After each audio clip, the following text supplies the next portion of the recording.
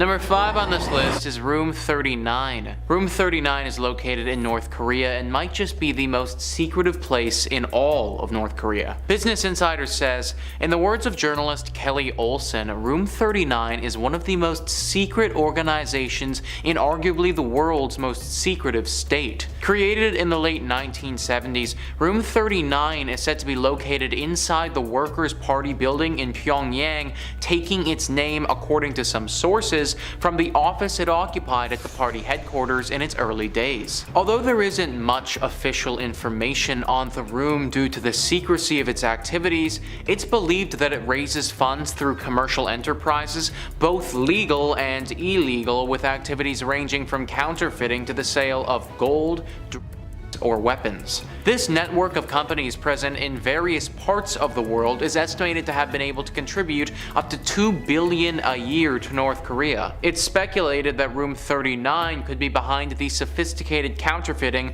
of $100 supernote bills that were issued over decades. It's really hard to write on this room because it literally is so secret. Like, I truly have absolutely no idea what goes on in Room 39 or who's in Room 39. All I know is that it probably exists in North Korea and that we do not want to be a part of it. I have to imagine that entering that room is pretty much a death sentence. Everything going on in there would be so top secret that leaving the area alive would be near impossible. Now, don't get me wrong, it would be very cool to see who's in this room and what they're actually up to. Big organized crime like this, when the government is involved and corporations are a part of it, that's super interesting and I would love to know more. But ultimately, the juice isn't worth the squeeze on this one, so stay away from Room 39 in North Korea. Not like you'd actually be able to get in there anyways though, because it's North Korea, but still. Number 4 on this list is Snake Island. Look, I like snakes, guys, or at least I'm not overtly scared of them. But at some point there needs to be a line, and going to Snake Island would definitely be crossing that line. Business Insider says, located about 100 kilometers off the coast of Sao Paulo, this island might seem the ideal exotic spot in which to lose yourself.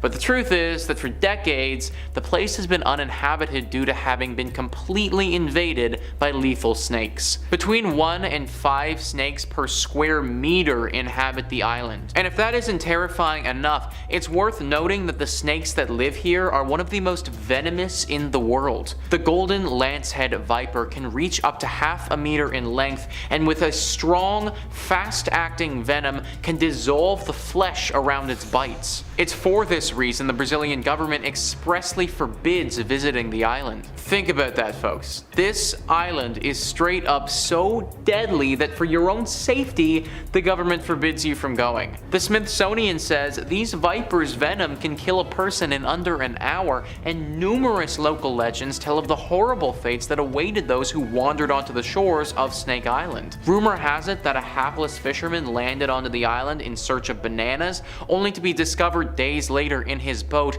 dead in a pool of blood with snake bites on his body. From 1909 to the 1920s, a few people did live on the island in order to run its lighthouse. But according to another local tale, the last lighthouse keeper, along with his entire family, died when a cadre of snakes slithered into his home through the windows. Unless you have a death wish, don't go to Snake Island. Number 3 on this list is North Sentinel. North Sentinel seems like a beautiful island to visit on the outside, but there's actually something very unique going on here. Business Insider says, while the rest of the islands in this archipelago are somewhat larger and better known, North Sentinel, full of mangroves and surrounded by coral, has remained virtually untouched by the outside world. It might sound like paradise, but the island couldn't be further from it. While its geography makes it one of the most isolated places on Earth, it is inhabited by one of the world's few remaining uncontacted tribes. The indigenous people of this island, referred to as the Sentinelese, have had practically no influence from the modern world. Throughout history, encounters with the population have been met with violence. In 2006, they killed 2 fishermen whose boat had been dragged by the current to their shores. According to The Guardian,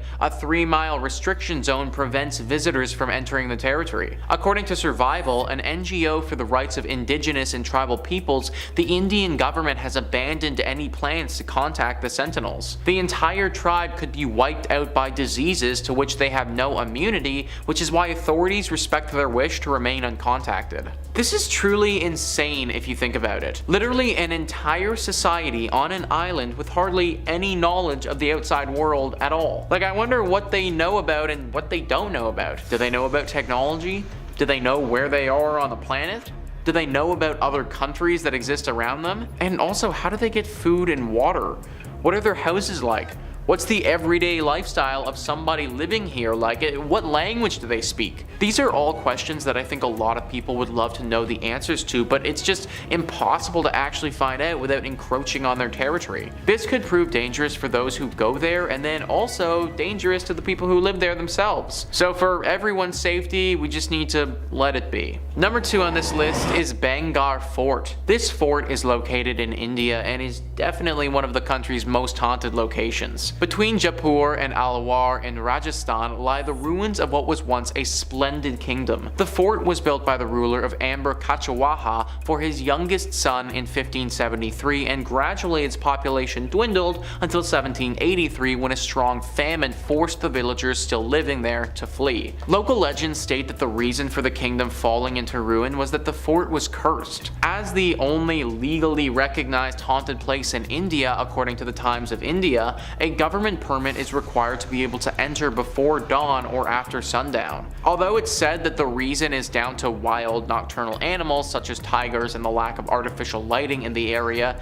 no one knows what else could be lurking in the ruins. Literally, this place is legally recognized as being cursed. There are very few places in the world where the government has actually claimed that it's cursed, but this is one of them. I know that you have to be on the lookout for tigers and other wild animals, but if this place is truly haunted, as people suspect it is, then wild animals are going to be the least of your worries. This is an ancient fort. Who knows what type of death or evil things transpired here over the years? If it's actually cursed, then there could be so many different types of ghouls or creatures lurking down there, just waiting for some unsuspecting victim to come down. And number 1 on this list is Dulce Base. We often look at Area 51 as the big and scary base in America, but Dulce Base is right up there too as a place you probably should not go. Holidify says Dulce is a quaint town near the Colorado border in New Mexico. With a population of 2,600 Native Americans, this town serves as an underground laboratory where unbelievable experiments take place. It is said that the Dulce Base is a massive hidden compound that houses incredibly advanced technologies and human-animal hybrids. This base has very tight security and is regarded as one of the top forbidden places in the world and in the USA. Very recently we were talking about human-animal hybrids, and I brought up in that video how some of them might be hidden from the public. Human-animal hybrids have gotten a lot of backlash, so doing them in a top secret base where no one is watching might make more sense from a government standpoint. Whatever they are truly doing down here though, it's clear that if you go in, you're not going to be coming back out. If you don't have the proper clearance, then heading into this base would definitely be a death sentence. I, for one, don't want to be turned into a half-horse human being thing, so I'd stay away. Number 5. North Brother Island, New York. The North Brother Island is one of 2 small islands located in the East River of New York City. The island remained uninhabited until 1885, with the only trace of humanity being a small lighthouse that was erected in 1869. The island began seeing more use in 1885 when the Riverside Smallpox Hospital moved from Roosevelt Island to North Brother, when their mission expanded to treating and isolating victims of other quarantinable diseases such as typhoid, tuberculosis, and especially polio. In 1904, a steamship called the General Slocum was set ablaze, and over 1,000 people perished, either from the fire or from drowning while trying to escape, and ended up washing ashore on the island. Of course, many people have reported seeing a ghostly steamship in the years since, and sightings of the spectral victims of the fire are reported from afar, with them wandering the beach of the island, seemingly lost and in pain. One of the most famous residents at the hospital was Mary Mallon, otherwise known as Typhoid Mary, who was confined on the island for 20 years until her death in 1938, after being declared a public health menace for infecting between 51 and 122 people while working as a cook. As public health measures like vaccines began to be adopted in the 30s and 40s, the need for a quarantine hospital lessened to the point where the hospital was closed. It was converted into housing for war veterans who were going to school in the city following World War II, before being converted into a rehabilitation facility for young people suffering from substance abuse issues. But it was closed in 1963 due to the cost of upkeep and the widespread corruption of the staff. In the years since, it was considered for a variety of purposes, including housing for the homeless and an extension of the jail at Rikers Island, but the danger of the unmarked manholes and the advanced dilapidation of the buildings, which are mostly collapsed and overrun by poison ivy, resulted in such ideas being abandoned. It was eventually decided that the site would serve as a bird sanctuary for herons and other wading shorebirds. Although many of the original 25 buildings are still standing in some shape or form, it has been made off limits to the public and is only available for supervised visits for those intending to go ashore for, quote, compelling academic and scientific purposes. With its history of confinement and death, perhaps it is for the best that this site has been deemed unfit for public visitation, although the history of the island is indeed compelling. Number 4. Boblo Island Amusement Park, Ontario. North America has no shortage of amusement parks for families and thrill seekers alike to visit. The Canadian province of Ontario has several to choose from, including Canada's Wonderland, Great Wolf Lodge, and Splashdown Niagara. One theme park that you won't be able to buy a ticket for, however, is the Boblo Island Amusement Park, located on the island of Bois Blanc, just above the mouth of the Detroit River. The park was opened in 1898 and used a ferry system to service guests from Ontario and Detroit and bring them to the island, where they had a variety of attractions to keep them occupied and having fun. Some of these included the Falling Star, a log flume, a theater, a sky tower, Ferris wheel, a zoo, a carousel, and a dance hall, financed by Henry Ford. It also had 3 roller coasters, the Screamer, the Nightmare, and the Sky Streak. It also had Boblo's Scootaboats, which were essentially aquatic bumper cars. The park operated for many years before eventually closing down for financial reasons in late 1993. There are still ferries that operate in order to get island residents on and off the island, but the now abandoned amusement park has been declared off limits by the property owners. Of course, the dilapidated carousel building, dance pavilion, and sky tower have since proven to be too appealing for urban explorers to keep away from, and the eerie, overgrown site still sees a variety of visitors. Like any good amusement park, it of course has a reputation for being haunted by a variety of ghosts. My personal favorite of the ghost stories is the story of Smiley the Magician. Back when the theater still operated and showed a variety of different performers, one of the most consistently booked performers of the 30s and 40s was a magician named Smiley Smilovich. Smiley was an old-school magician who had trained with Houdini in the late 20s and was known for his seemingly death-defying tricks. One of his most famous tricks was a metamorphosis trick, where he would put a trunk on stage, climb into it, lock it, and then have the trunk set on fire. He would escape through a trap door, the trunk would burn away, revealing that he had escaped, and the crowd would go wild. One day he was doing this trick as usual, but when he locked himself in the trunk, he had a heart attack and died. The trunk was then set on fire, and the audience was left in terror as Smiley's body burned in front of them. Ever since then, Smiley's ghost would apparently haunt the theater, being sighted watching shows that were performed there, showing a special interest in magic shows. In the years since the park's closure, the occasional rumor of the magician being spotted has come up from the various urban explorers checking out the overgrown buildings. Would you ever be brave enough to explore Boblo Island Amusement Park? And if you did, would you be on the lookout for spectral magicians? Number 3. Bhongir Fort, India. This 17th century fortress has a reputation for being the most haunted place in India, with people refusing to build homes near the fort for fear of falling under its curse. Despite this reputation, there is some debate as to why it is haunted, with 2 very different stories being told. In the first story, a king named Madho Singh wanted to build the fort but needed the permission of an ascetic monk who lived on the nearby land. The monk granted him permission to build the fort, but warned him that the fort's shadow must never fall upon the monk's home. Madho agreed to these terms and built the fort to the specifications. However, one of his successors added to the fortifications vertically, causing the fort's shadow to engulf the forbidden home, causing the fort to fall to ruin and become haunted. Another version of the tale is that an evil sorcerer fell in love with a beautiful princess named Ratnavati. She rebuffed his advances, so he bewitched a cosmetic that she was going to use that would force her to fall in love with him. She found out about this scheme and poured the cosmetic onto a large boulder, which then crushed the sorcerer. With his dying breath, the sorcerer cursed the fort so that no one would ever be able to live there in peace. The fort is open to the public during the day, but it is forbidden to set foot on the property at night, as that is when the hauntings occur, with several people who have tried to disprove the ghost by staying overnight, going missing, or coming out catatonic. Number 2. The Paris Catacombs. When you consider how many locations like old houses or abandoned mental institutions have a reputation for being haunted due to the discovery of just a few bodies, it comes as no surprise that many of the world's catacombs have apparently been discovered to be haunted by specters of the past. Take for example the Paris Catacombs. Built as a mass grave in the 18th century in order to deal with the overflowing of local cemeteries, the Paris Catacombs hold the remains of millions of Parisians. A few years after being established, Louis-Étienne Héricard decided to make the catacombs a work of art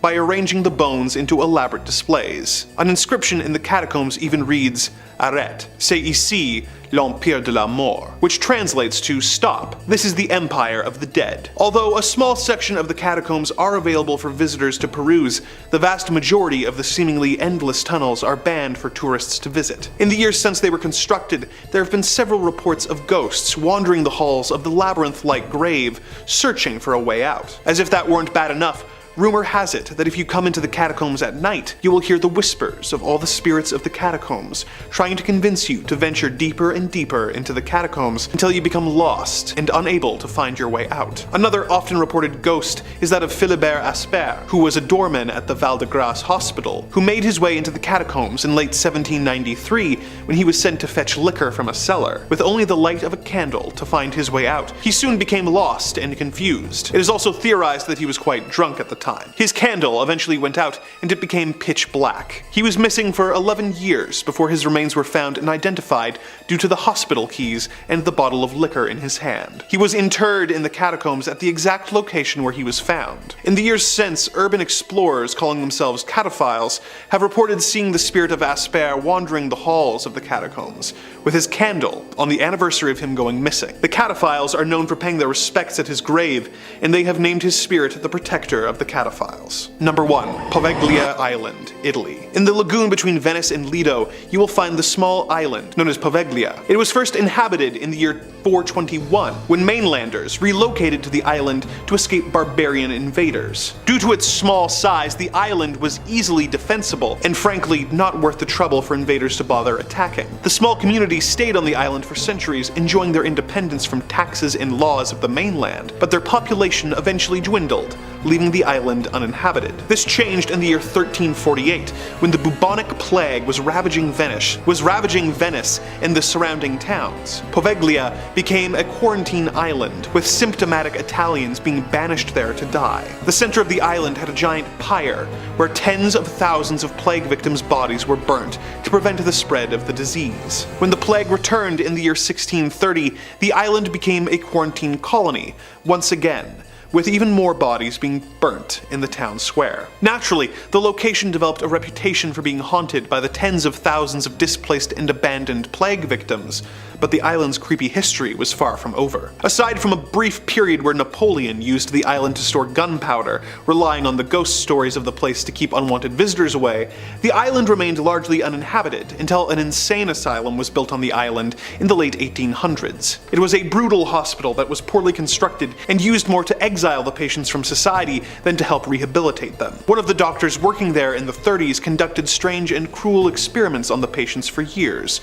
before going mad himself and flinging himself from the bell tower. Though this bell tower was removed years ago, people still claim to hear the sound of the bells emanating from the island. The hospital became an old folks' home briefly, but that closed in 1975, leaving the island completely abandoned. A construction crew tried to restore the hospital, but suddenly stopped, refusing to return to the island due to how intensely haunted the island has become. The government has banned anyone from visiting the island, but its reputation has made it an infamous and terrifying location. Number 5. The Castle of Good Hope. Coming up first on our list of haunted hotspots is going to be the Castle of Good Hope in Cape Town, South Africa. It was first built in the 17th century by the Dutch East India Company, so you just know there's bad vibes there to begin with. It's the oldest colonial building in South Africa, and if you believe the local legends, it's allegedly one of the most paranormal spots in the country.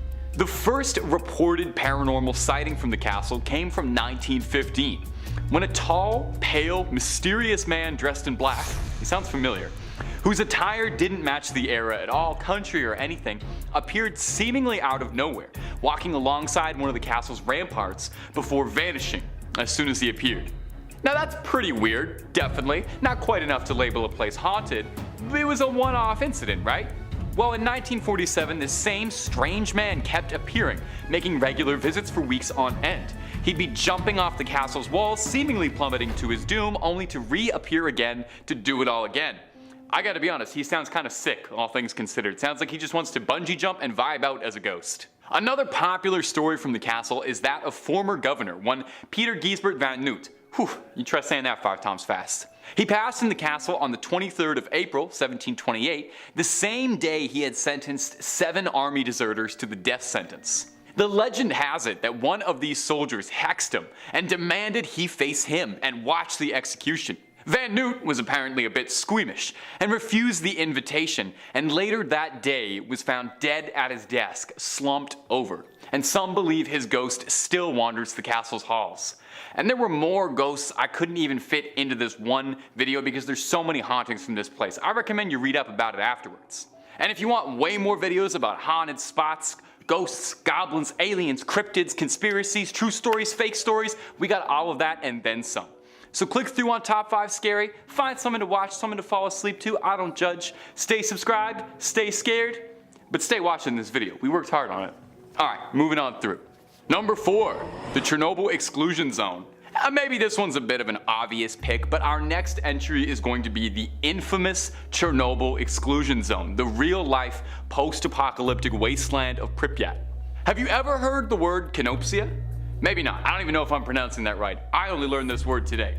But it refers to a feeling of seeing an atmosphere that you know is supposed to be populated, but isn't. And I feel like that word definitely applies to Chernobyl, or like liminal is a very good feeling too. It is kind of a liminal space, because you see all of these buildings and you can imagine a life happening there, but it's frozen in time. The Chernobyl blast would be enough to cover a whole video and then some. I heard there was a very good HBO series about it. And trying to cover it in under 2 minutes would be foolhardy, so here's the super quick Coles Note versions, is that a late night safety test simulating a station blackout power failure ended up starting a huge blast, which eventually threw radioactive material that blew all over Pripyat and the surrounding areas, causing everyone to have to pick up everything and evacuate, never to return. 50,000 people used to live here, and now it's a ghost town. And yeah, I'm not gonna lie, I only know that line from COD 4. All gillied up, best level in the series. That one's just for my gamers out there. Now you can actually visit Chernobyl, although they don't really recommend you do. You know, it's not a fun hotspot for tourism or anything. People who delve into the zone for recreation, or to find things, are called stalkers, named after the Tarkovsky movie of the same name, revolving around visits to a strange zone, and not the video game Stalker, where bandits raid the apocalyptic zone, although you would be forgiven for thinking that. Visiting the zone is no easy task. For one, it's recommended that you absolutely go with a guide or someone who knows the area very well, and then come all the requirements. You mustn't touch anything whatsoever. No vegetation. There are wild dogs that live in Chernobyl, and they're very cute, but you can't touch them at all because there could be traces of radiation in their fur. You have to wear an outfit that covers as much as possible. Big boots, you know, don't show up in your sunners and flip-flops. They recommend wearing a mask too to avoid inhaling any dust or You know, any of the radioactive particles that could still be floating around in the air. Real life radiation, not half as fun as the comic books. You are very unlikely to come out of here with any web slinging superpowers. More likely just gonna have a bad cough and, your family's gonna get real sad. You're asked not to enter any buildings because some are so degraded that they could collapse literally at any minute with the wrong pressure applied somewhere, and then you're just another tragedy. Now, I've never been, but from pictures, Chernobyl genuinely seems unreal, like it's not part of the world, you know? It seems like it's something out of a movie or a video game, but it's this harrowing, soul-crushing reflection of our reality, a stark warning on the dangers of nuclear power, and a grim reminder that your life as you know it can be upended forever in but a moment. Number 3. Mausoleum of the first Qin Emperor, Qin Shi Huang. The tomb of former Emperor of China, Qin Shi Huang, is notable for many reasons. Maybe it was because in 1974, when farmers from the Shaanxi province were digging a well, they discovered hundreds upon hundreds of terracotta soldiers, complete with horses, chariots, officers, infantry, a court, I think even some bears, oh my. They discovered one of the world's greatest archaeological wonders.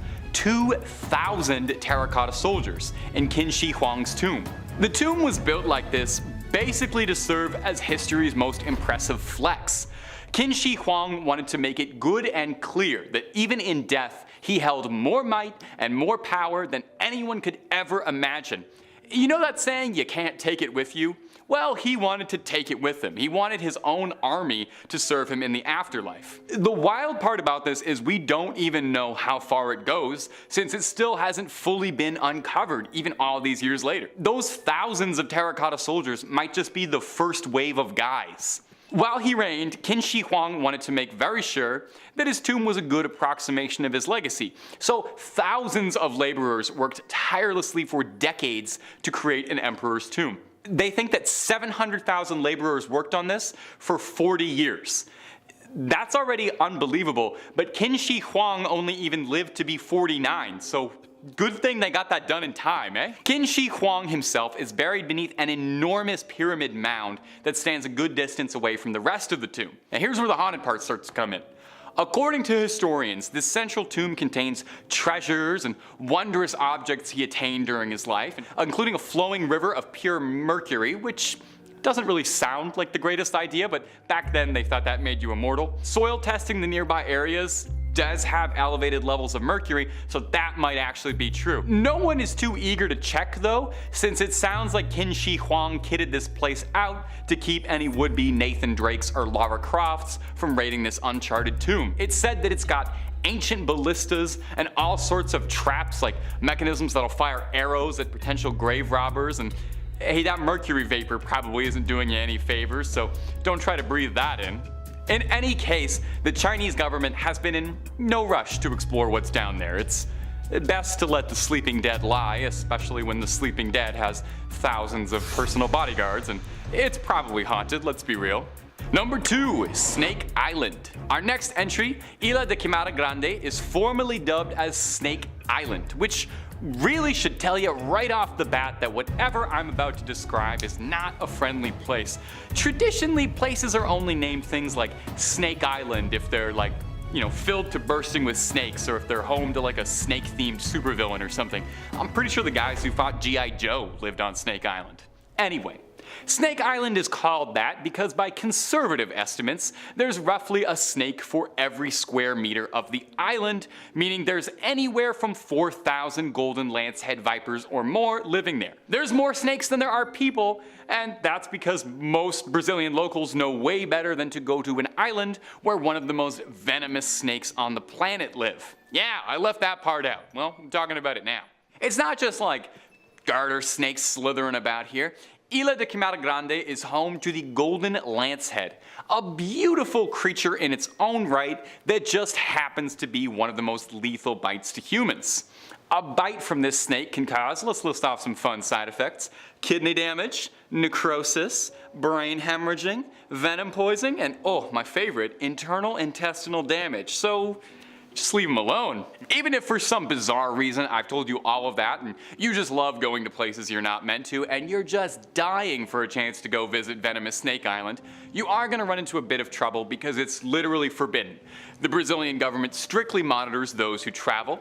Naval forces do visit annually to maintain the lighthouse, and there's a research station to study and analyze the local population, but all of these visits are accompanied by paramedics and trained doctors, just in case any of the locals decide to say hello the only way they know how. Am I the only one who thinks the golden lance head is kind of cute, like in a little weird way?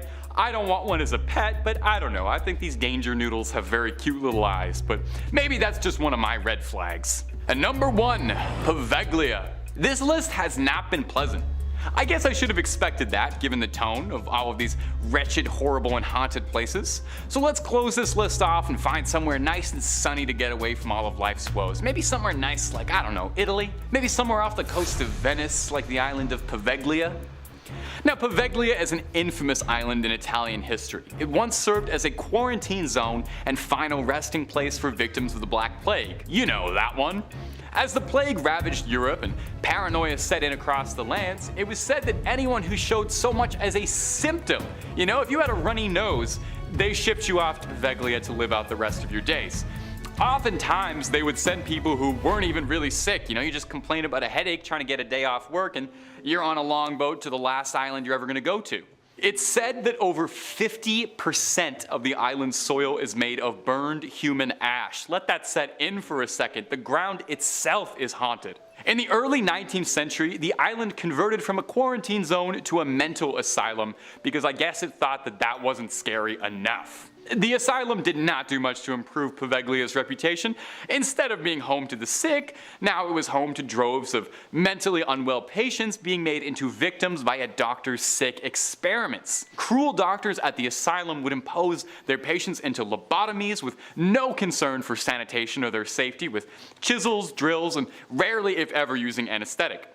An old ghost story has it that the main doctor at the asylum was haunted by the spirits of his former patients and the crimes he'd committed, and it drove him to such madness that he cast himself off the bell tower of the island, where they say his screams can still be heard. Now, if I told you all of that and you still want to visit, first of all, why?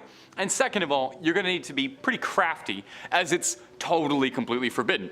You will be pressed to the fullest extent of the law if you're caught trespassing, not even remotely worth the risk if you ask me. At best, you get arrested. At worst, haunted for the rest of your days. Number 5. Area 51, Nevada. Starting out our list, we have the most obvious entry. In the American state of Nevada, you will find no shortage of places to go on vacation. Despite being a desert, you will find locations like the Hoover Dam, Red Rock Canyon, and of course, the various casinos and attractions in Las Vegas. Of course, a location that you will not find yourself getting into is the military base located on the salt flats of Groom Lake, which is colloquially known as Area 51. For years, Area 51 has been the subject of conspiracy theories involving everything from government testing to UFO activity. Adding to its mystique is the fact that the US government wouldn't even officially acknowledge that it existed until 2013. Its official use is apparently the testing of experimental aircraft, but the level of security at the base is extremely high, even for a government base. Employees of Area 51 are flown in on a private airline known as Janet Airlines, with Janet being an acronym that stands for just another non-existent terminal. Some former employees have reported getting paid through private companies that they have no involvement with in order to avoid a paper trail linking them to the base. Some theories about the purpose of Area 51 include it being used to develop energy weapons for the Strategic Defense Initiative, to develop time travel technology, and most infamously, for studying, storing, and reverse engineering the remains of crashed alien ships, including those that were found at the Roswell crash site. As it is a closed-off and secret government facility, tourists are of course not allowed to get into the site, with signs around the perimeter promising prosecution and possibly even deadly force against trespassers. Of course, this hasn't stopped alien enthusiasts from making the journey to Nevada to see the number of Area 51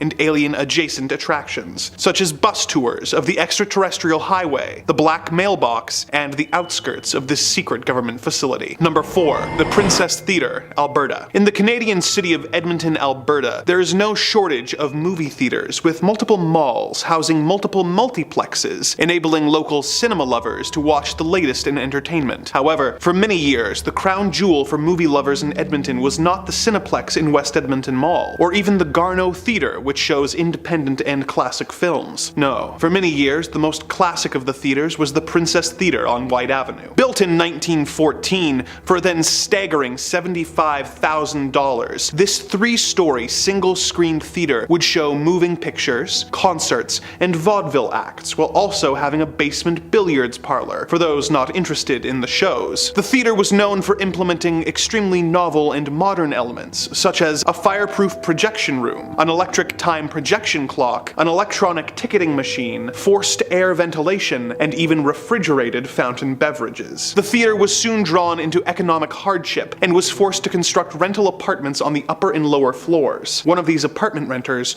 was soon met with a tragic and disturbing end. According to local legend, an engaged woman lived in one of the upper apartments, but mere days before she was due to be wed, she was scorned by her fiancé. She was found hanging from the rafters while dressed in her wedding dress. In the years that followed, employees and patrons of the princess reported seeing a ghostly woman wearing a white dress who would suddenly appear and disappear, ascending the theater's grand staircase, wandering its ornate gold-leafed halls, or even hovering over the projection room. The princess was a staple for local cinema lovers, as well as fans of the paranormal for decades. But if you were interested in taking in a show or catching a glimpse of the ghostly bride, you may have missed your window, as the theater closed its doors after 108 years of operation in mid-2022. No new owners or plans for the historical theater have been announced, and the doors remained locked to the public, with only the ghosts still residing inside of this historic building. Number 3. Mount Weather Emergency Operations Center, Virginia. In a world that seems to constantly be on the brink of disaster, it is comforting to know that the US government has a safe location where the elite and powerful will be safe from destruction they most likely caused. Such is the purpose of the US Department of Homeland Security operated base located near Bluemont, Virginia. The Mount Weather Emergency Operations Center,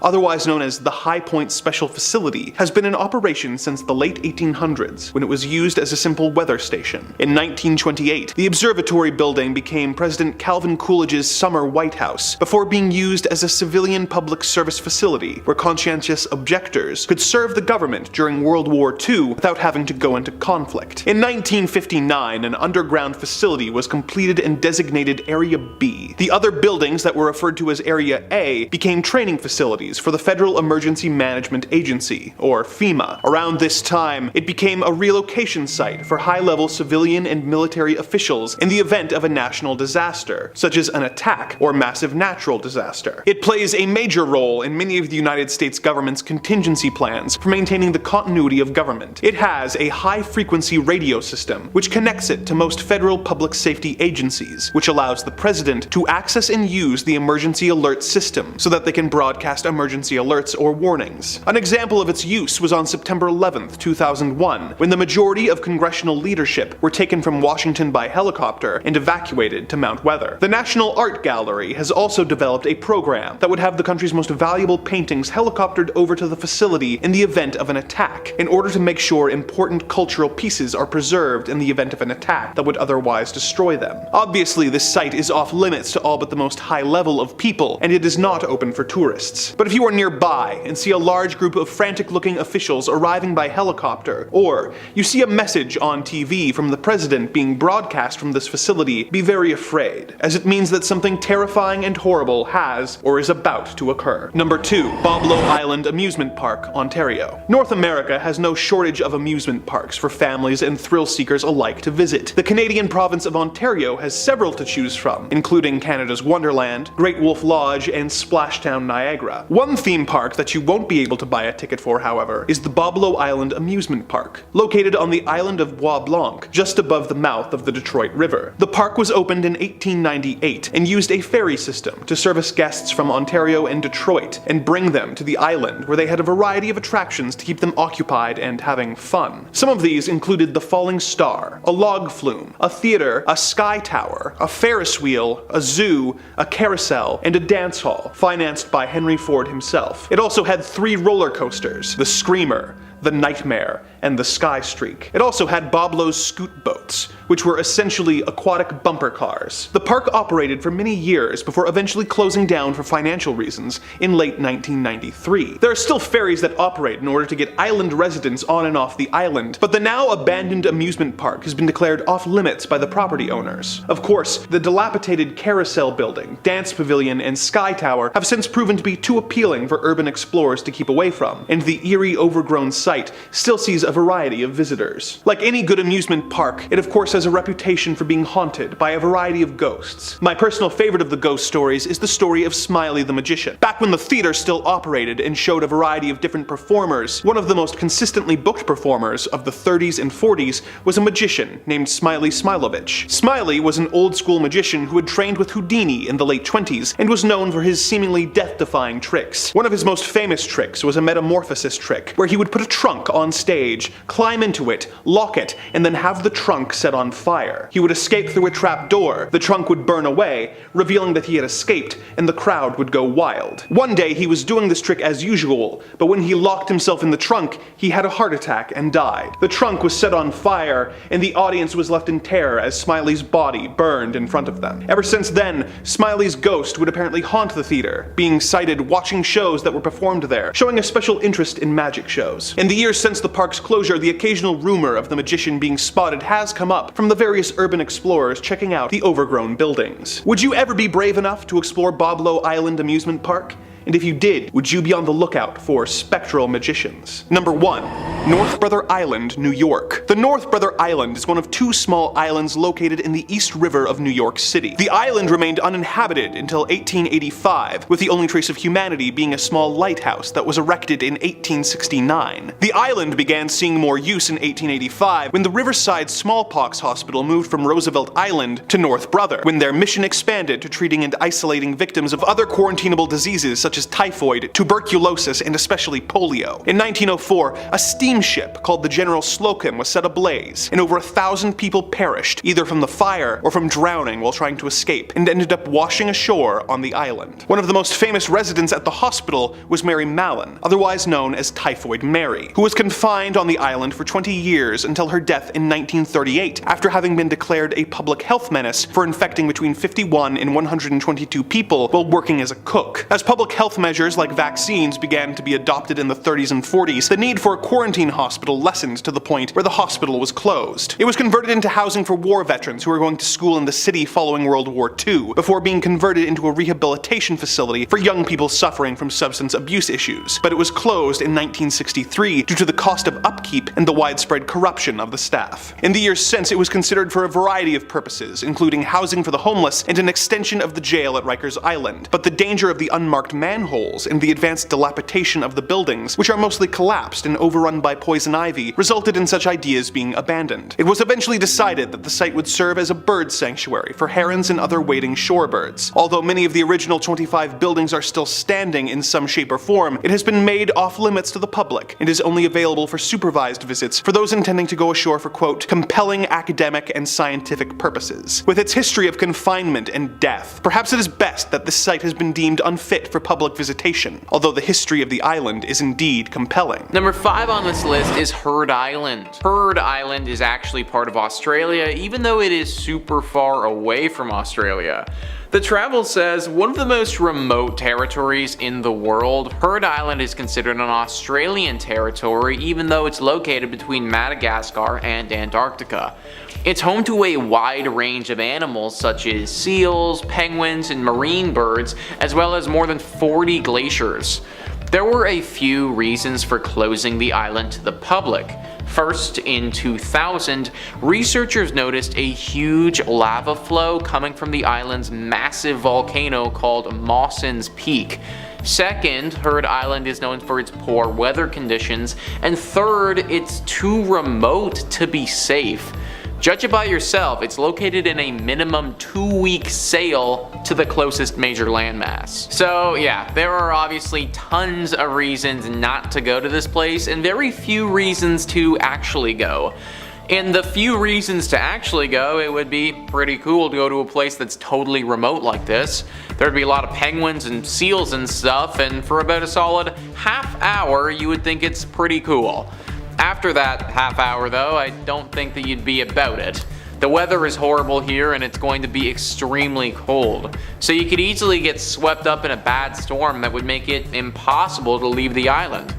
This is also one of the better case scenarios because alternatively you could have the volcano erupt. On the bright side, you wouldn't be cold anymore if that happened, but you'd also be very dead. I also looked at some pictures of this place online, and honestly guys, there really isn't that much to it. Like, if the place was like picturesque and there was beautiful stuff here, then I could see an argument for it, but that's actually just not the case. Like, it's kind of just a small plot of land in the middle of nowhere. And even by looking at the photos, I felt like I was getting cold. The island is banned for a reason, so stay away guys. Number 4 on this list is Monkey Island. As far as islands packed with animals, you're going to see that this isn't actually the scariest one on the list, but still, it's pretty dangerous. The travel says a colony of approximately 4,000 rhesus monkeys live on Morgan Island, South Carolina, due to which it was nicknamed as Monkey Island.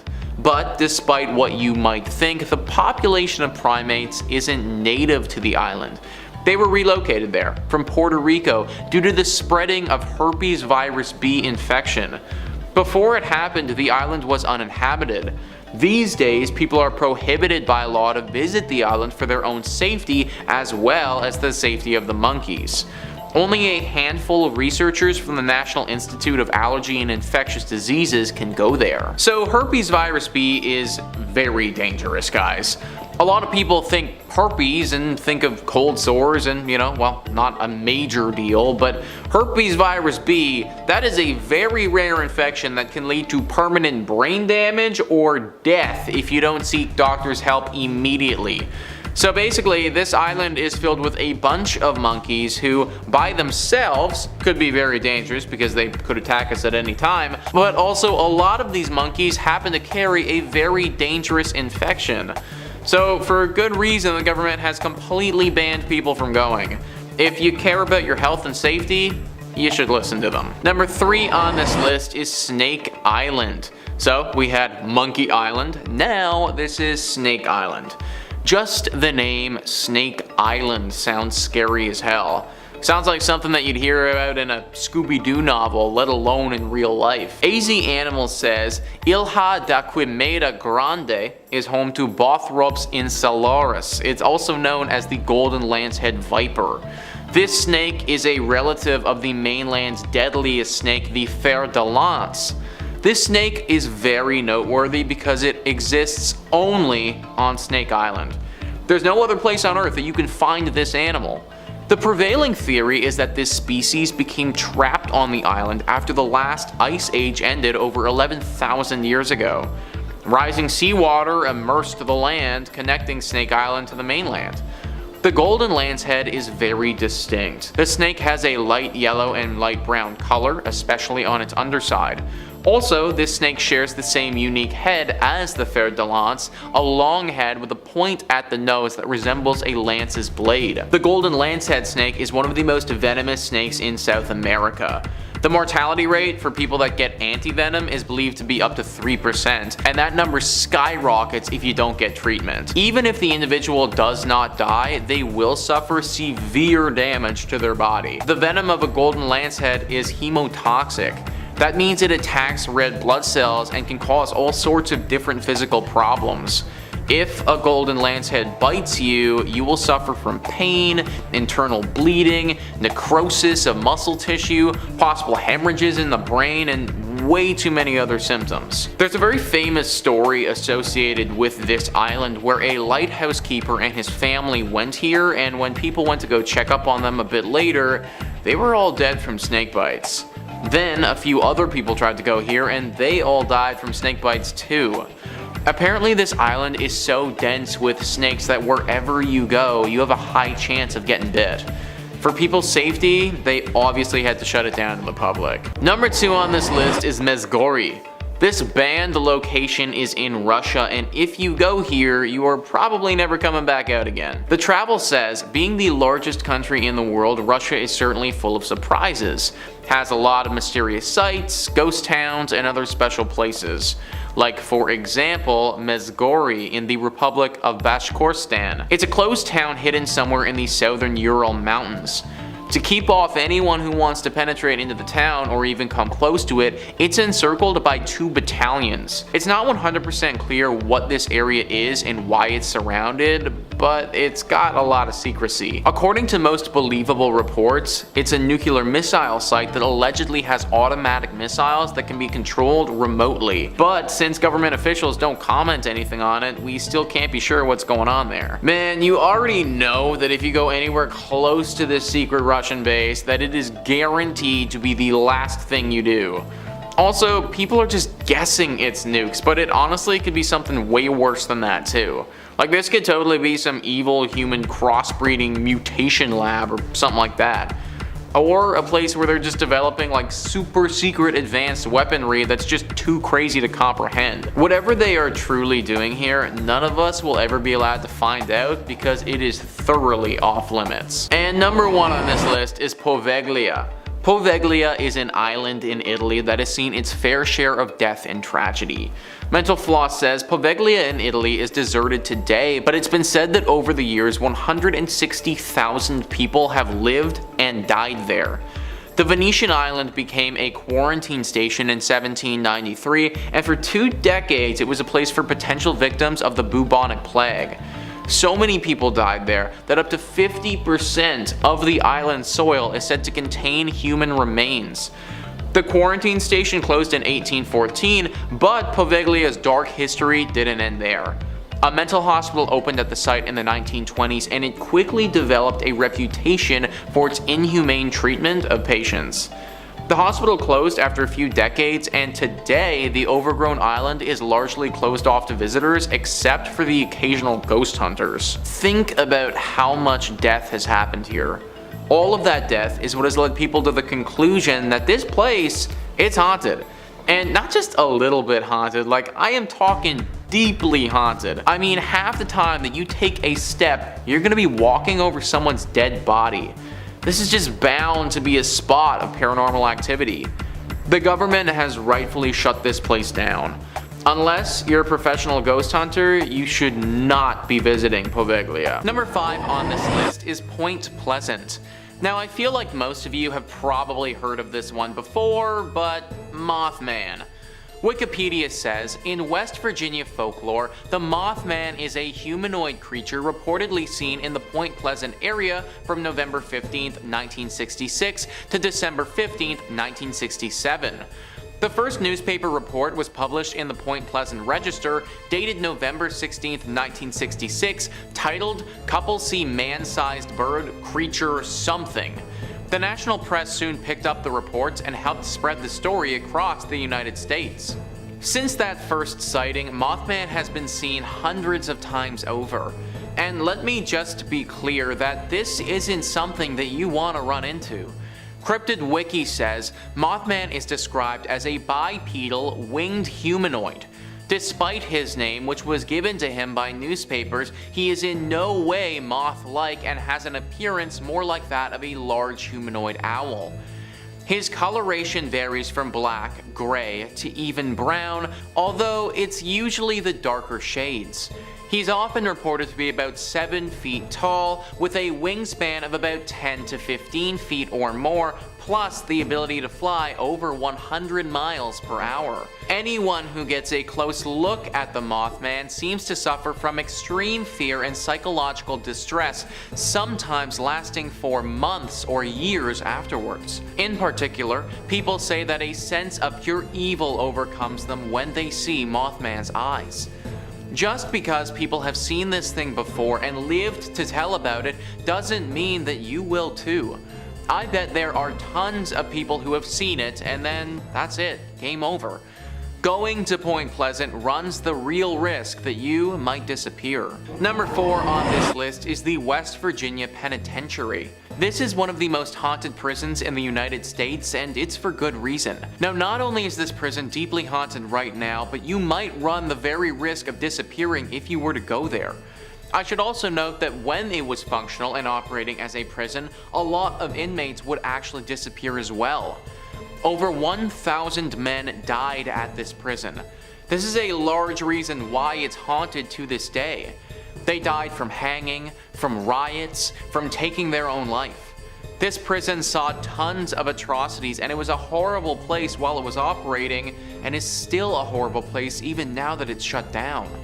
One of the reasons this prison was destined for failure is because they decided to build the damn thing on some ancient burial grounds.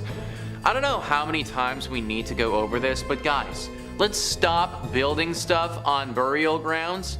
Seriously, like, it's not cool to those people, and it's also just not gonna make for a good place. I can literally guarantee it. All the death that has happened on this place has left its mark.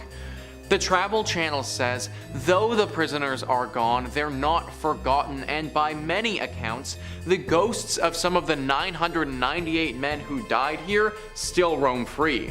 There's a shadow man that has been seen and even photographed. Staff of the prison have been accosted by unseen forces. Strange noises still echo throughout the cell blocks, and something dark lurks in the bowels of the building. Stay away from this prison at all costs, folks. Number 3 on this list is Lake Shawnee Amusement Park. This has made our list before when it comes to haunted and abandoned amusement parks. What was supposed to be an area of fun and joy is now just a scary place where you might just get taken. Wide Open Country says, when Conley Snitto first showed up with the dreams of building a carnival back in the 1920s, he had no idea about the bloody history of the land itself. It all started in the late 1700s when Mitchell Clay and his family were the first to settle in Mercer County. Mitchell and his wife Phoebe had 14 children together and settled on their 800-acre farm. Tragedy struck the first time when members of the local Shawnee Native American tribe two of the Clay children, Bartley and Tabitha, while they were working on their daily chores. After Mitchell killed some of the Native Americans in retaliation, the Clay family and their property would never be the same. Fast forward to the 20s when Conley Snitto is working on his park with no knowledge that it's actually a burial ground.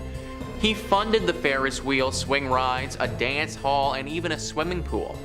But the haunted history of the area started to catch up with the park, and strange things began happening. A young girl passed away while riding the swings, and a little boy drowned in addition to 4 other deaths. By the 60s, the park became an abandoned place that seemed doomed. In the 80s, Gaylord White purchased the property in hopes of building new neighborhoods. But after they started getting into the land, they realized that there was more buried than just the Clay family. It was an ancient Native American burial ground that experts believe long predates the Clays, as well as Native American artifacts. White decided not to mess with that kind of history and allowed the amusement park to rust over, now looking as haunted as its past. Needless to say, this park has had quite the history around it, and now it is a hotspot for everything paranormal. If you want to disappear, then there might not be a better spot in the country to go to than Lake Shawnee Amusement Park. Number 2 on this list is the Trans-Allegheny Lunatic Asylum. One of the scariest and most haunted asylums in the world here, guys. West Virginia Tourism says, located in Weston, the Trans-Allegheny Lunatic Asylum was a sanctuary for the mentally ill up until 1994. This National Historic Landmark was once an important military post in the Civil War. It was originally built to hold about 250 patients, but during its peak it held 2,400 patients in poor conditions. Ghost experts have flocked here to experience the paranormal for themselves. They've heard blood-curdling screams and seen mysterious shadowy figures. Many say the souls of the insane have never left the halls they once called home. These shadow figures are dangerous too, folks. People have been attacked here and it's been pretty bad. The spirits that live here, there really is nothing human about them anymore. All humanity has left these creatures and now they resemble more of a Dementor from Harry Potter than anything even remotely from this planet. If you go to this asylum, then your disappearance is a very real possibility. And trust me, having one of these things take you, it wouldn't be a good time for anyone. And finally, number 1 on this list is Braxton County.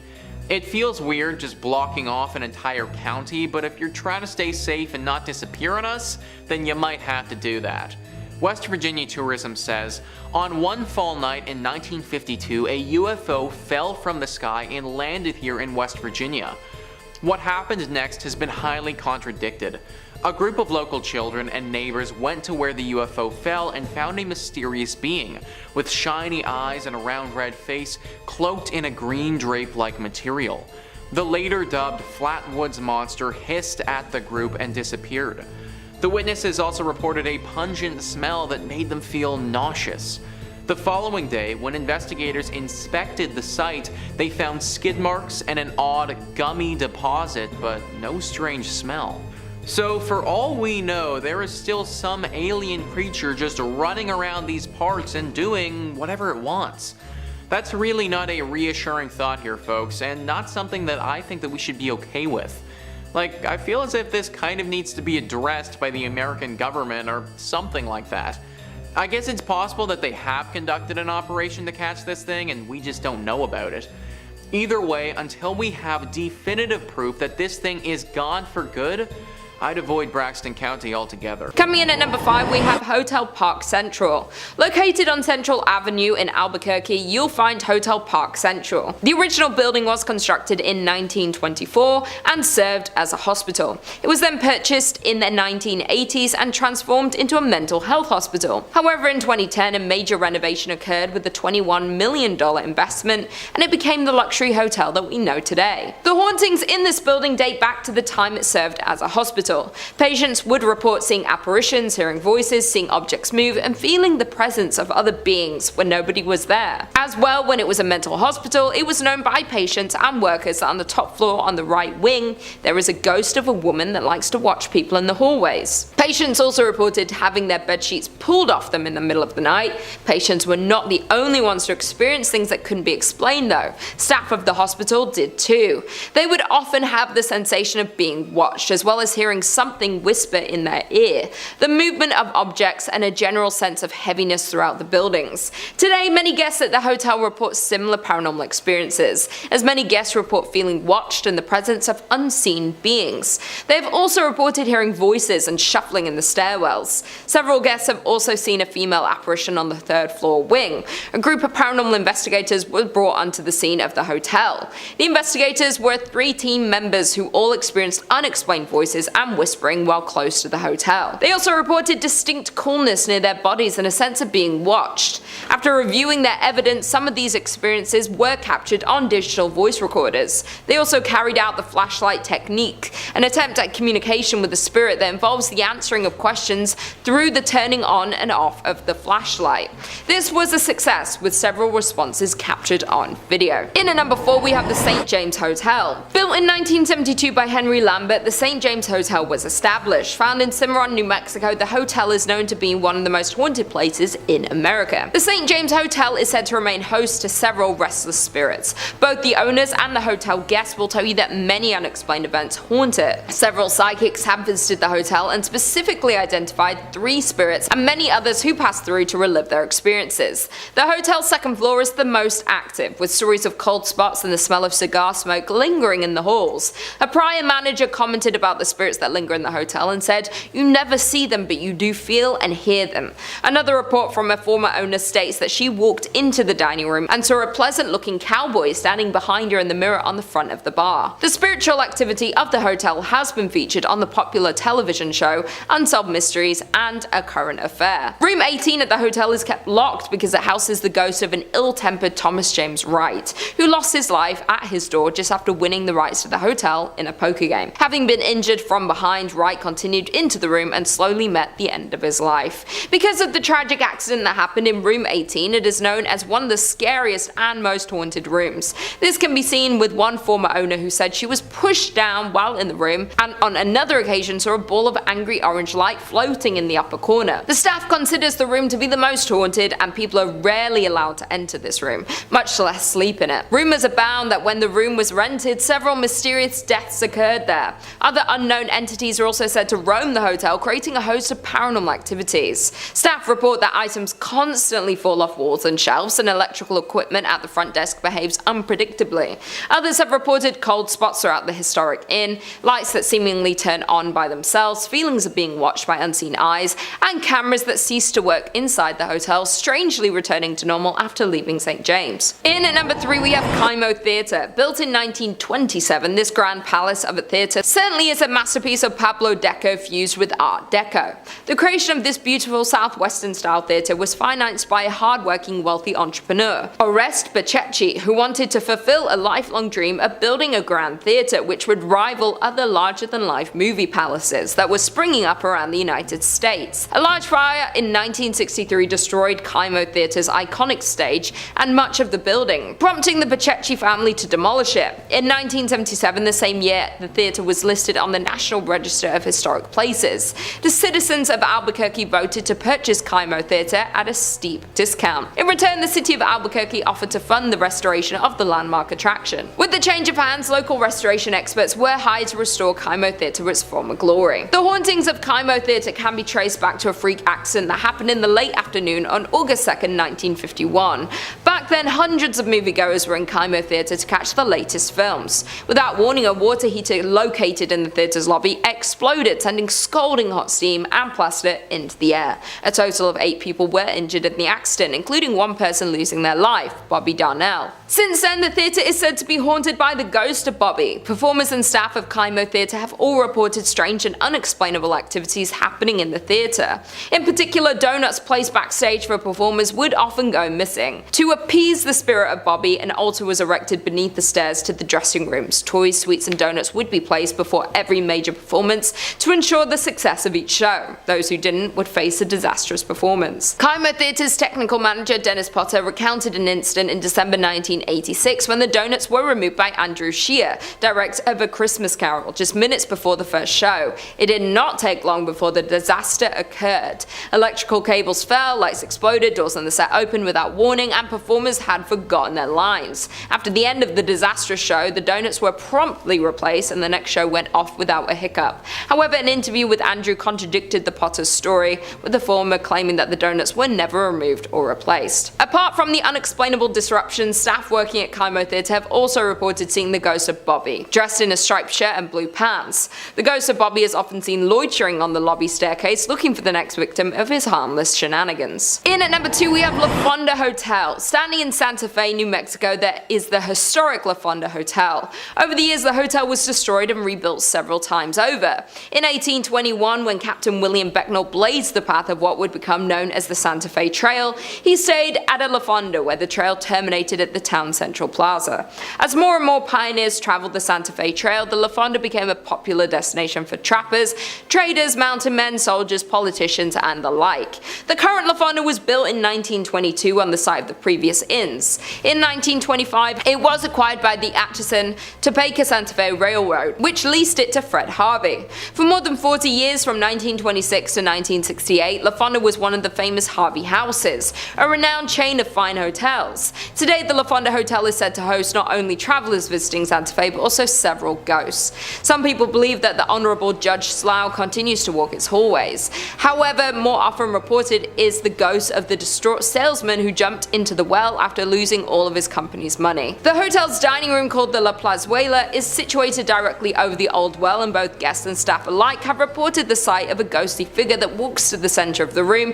then seemingly jumps into the floor and disappears. Other reported phenomena include a ghost that haunts the Santa Fe room, as well as a spirit that walks the hallways near the La Terraza, a restaurant located on the east side of the hotel's third floor. In the 1970s, a ghost reportedly called the front desk to complain that someone was walking up and down the the hallway in front of his room. When an employee was sent to investigate, he saw a tall man in a long black coat disappear into a stairwell. However, when he followed him to the stairs, there was no sign of the mysterious visitor. And finally, in at number 1, we have the Luna Mansion. The Luna Mansion in Los Lunas, New Mexico is known for one thing, and it's its ghost stories. Over the years, the Luna Mansion in Los Lunas has gained a reputation as being haunted. Guests and staff alike have shared stories of unexplained activity, which some chalk up to the paranormal. Over the years, the mansion changed hands several times before it was purchased and renovated as a fine dining establishment in the 1970s. It was then that the ghost of Josephina began to appear. Perhaps she didn't like the renovations, or maybe she just wants to stick around to make sure they were doing a good job on the home that she had spent so many years looking after. Dressed in 1920s period clothing, she had been described by employees as appearing very real. Most often she is seen in 2 former bedrooms on the 2nd floor, an attic, storeroom, and at the top of the stairs leading to the 2nd floor bar. At the top of the stairs sits an old rocking chair, which she has often been seen sitting in and rocking slowly.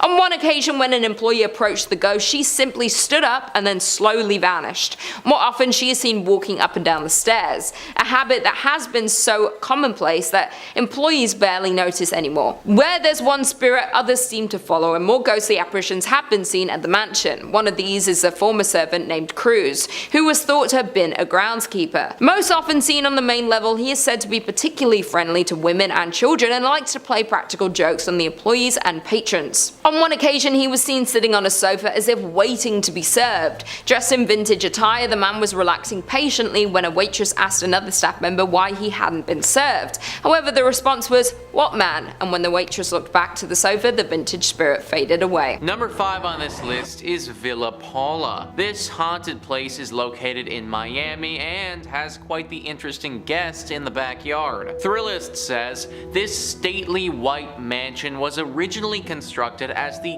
Cuban consulate in the mid-1920s, home to Consul Domingo Milord and his wife, Paula. The Cuban-born Paula was known to spend her days playing piano and drinking Cuban coffee until she died from complications from a leg amputation in 1932. Legend has it that Domingo interred his late wife in a sarcophagus laid in the backyard. The sarcophagus is still there now, covered by ficus tree roots and nearly impossible to reach. Whether or not it actually contains her mortal remains is debatable at best, but reports of her ghost persist. It's said her ghost is in different rooms there, says History Miami's Dr. Paul George. People who've lived at Villa Paula since have had existential kinds of experiences. Among them, phantom coffee smells and piano playing, a one-legged woman roaming about as well. So there is a literal sarcophagus just chilling in this person's backyard. Can you imagine having that just show up on the house listing? I'd be like, no, we are not okay with that. I'm kind of surprised that no one has gone to go deal with the sarcophagus before. I mean, you can't just leave this thing down there like that and expect the ghost to just go away. I would imagine that Paula's spirit is probably tied to the sarcophagus, and in turn it's tied to the area. Granted, I do kind of understand why no one wants to dig it up. Think about all the crazy stuff that's happened with the pyramids. You dig up this sarcophagus and you might end up being cursed for life, which is obviously something that nobody wants. But now we're left in this awkward place where we can't get rid of the ghost, but at the same time can't live here either. That's why I'm recommending to all of you watching, just avoid Villa Paula altogether. Number 4 on this list is the Blue Anchor Pub. So this is an interesting one because this pub didn't actually start in Florida. Thrillist says this pub was built in 1840s London during Jack the Ripper times, so it should be no surprise that it's haunted. The story goes that the bar was raised in London, but its wooden interiors were sent to New York City and then onto this sleepy Florida town in 1996. Little did anyone know that the pub's original elements came with the ghost of Bertha Starkley,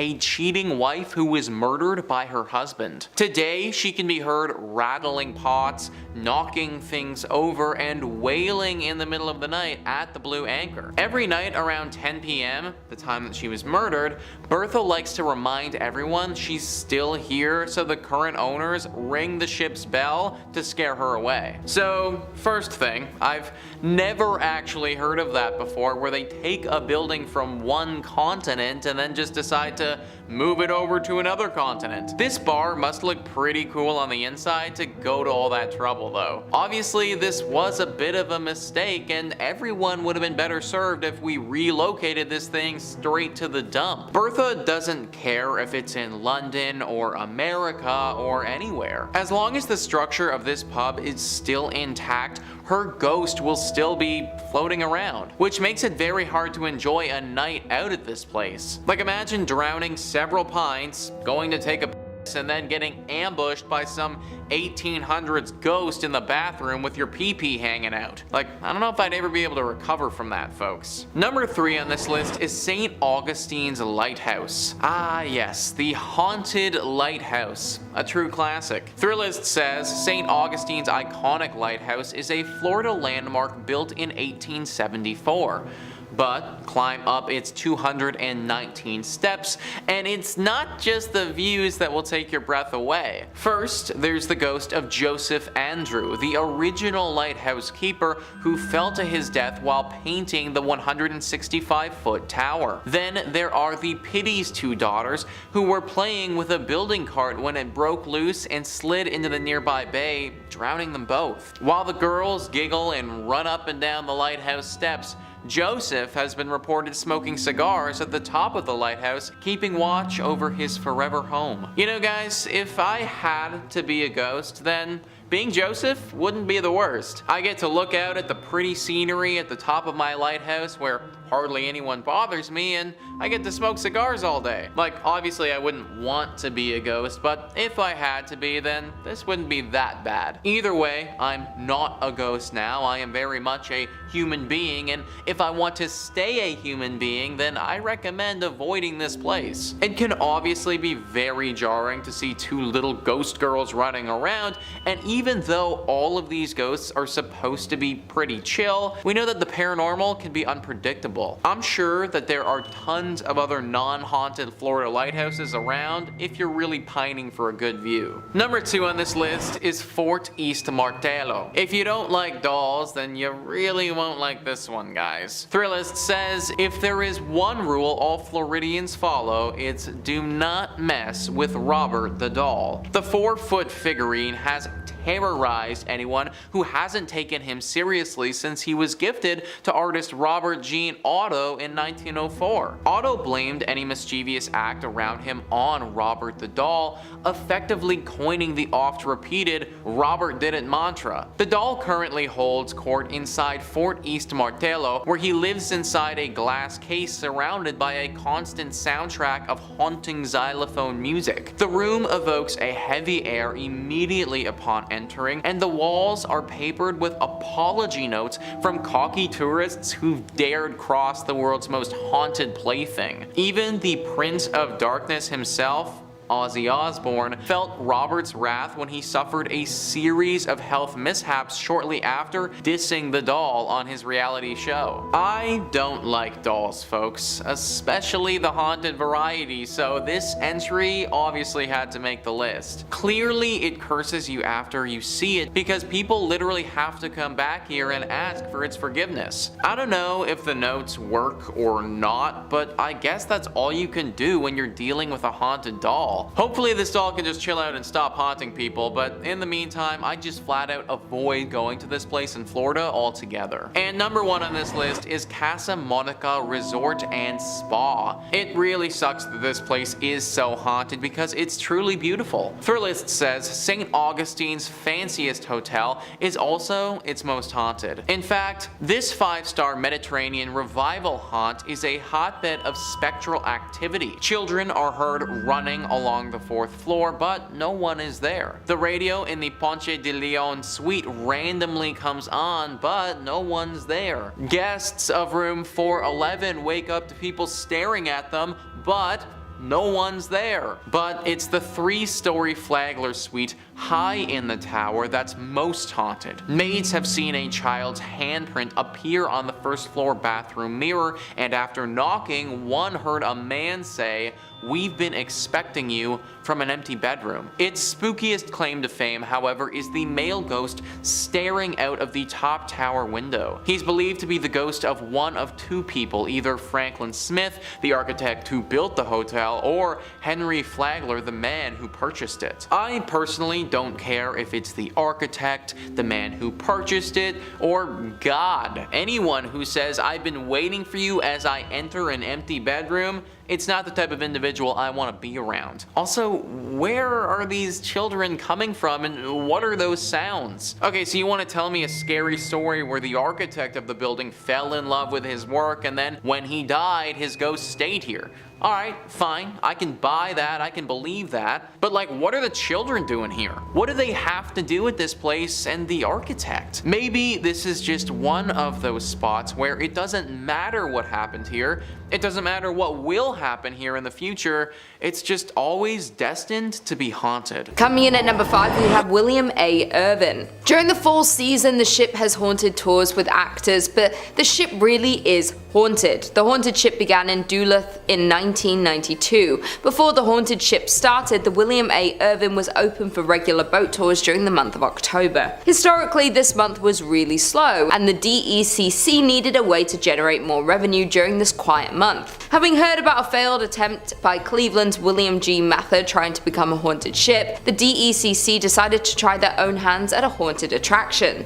The William A. Irvin partnered up with UMD to give the school's drama department some experience on production and acting. Needless to say, their attempt was a huge success. More than 2 decades later, the haunted ship is the peak of the Irvin's yearly business. The most common sighting that employees relate is that a lady in white has been seen walking around the ship, noticeably. She is usually up on deck and is dressed in period clothing. Nobody has ever been able to identify who she is or why she is tied to the vessel. There is also said to be a former captain who is still overseeing his ship. He is most often seen in the captain's chair and is said to be angry that the ship remains in dock and is no longer seaworthy. There are another 2 men haunting the ship. One sticks to the front of the ship and apparently does not understand what has happened to him, while the other sticks to the rear of the ship and has confirmed that he died after falling from a ladder. The family of the second man has come forward and said the story surrounding his death was always suspicious and they were denied a claim to his pension. In at number 4, we have Enger Tower. The 82-year-old watchtower can be found right in the middle of Enger Park. The tower was built in 1939 and looks over the Duluth Harbor, being known as one of the most well-known haunted places in Minnesota, and for good reason. The tower is 531 feet above Lake Superior and is built of bluestone from local sources. Enger Tower was first dedicated by Crown Prince Olav and Crown Princess Martha of Norway on June 15th. It was built as a tribute to businessman Bert Enger, who passed away in 1931. The dedication was in honor of Bert Enger, a native of Norway who came to this country and became a successful furniture dealer. At the time of his death, Mr. Enger donated 2/3 of his estate to the city of Duluth. This included the land known as Enger Hill, which along with Enger Tower is also the home of Enger Park and Enger Golf Course. The tower can be seen almost anywhere throughout the city and has since been restored. There is a local legend that a man took his own life in 1948 by jumping off the 5th level of Enger Tower. They say his body has been found hours later but was never identified. That being said, there are numerous ghost stories of visitors seeing a man on the 5th floor of the tower before entering, but when they reach the top, he is gone.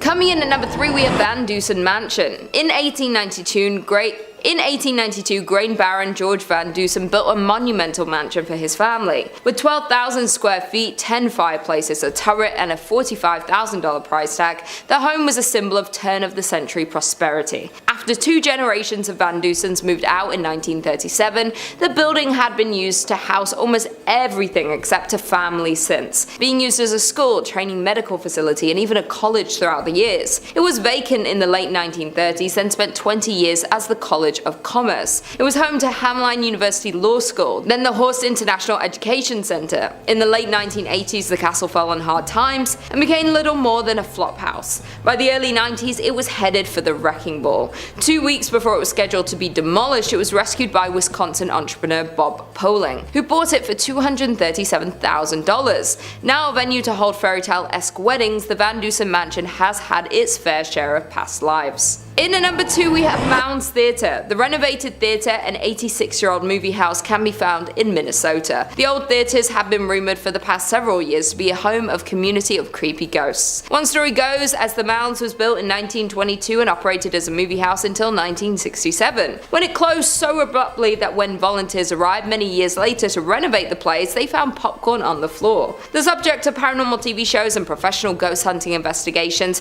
the theatre is allegedly haunted by a trio of ghosts: a happy little girl who bounces a ball on stage, a cursed old man who lurks in the shadowy corners of the projection booth, and a crestfallen usher who walks up and down the aisles in search of his lost love. The ghosts in the theatres are so active that the owner had a party of 4 Ghostbusters in a projection room sit in one dark and stormy October night. The dim light was extinguished and the room grew chilled. The owner stated that as the 4 sat silently awaiting their fate, shivering in the dark, and all at once there was the sound of a man crying.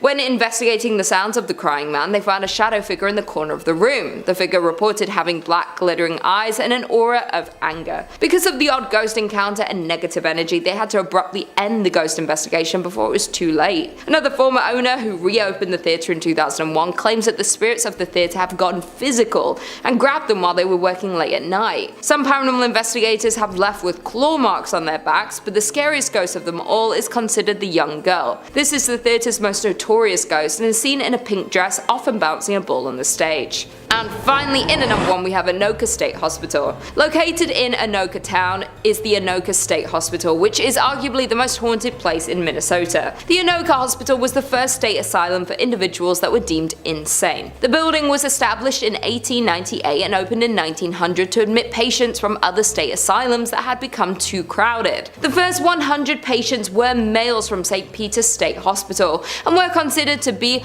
chronic incurables, men who had lost their minds due to heredity, causes, or environment. In 1906, 115 women were also transferred to the asylum from St. Peter's State Hospital. Residents were not to receive any type of treatment at this asylum, as this was the final stop for them until they passed away.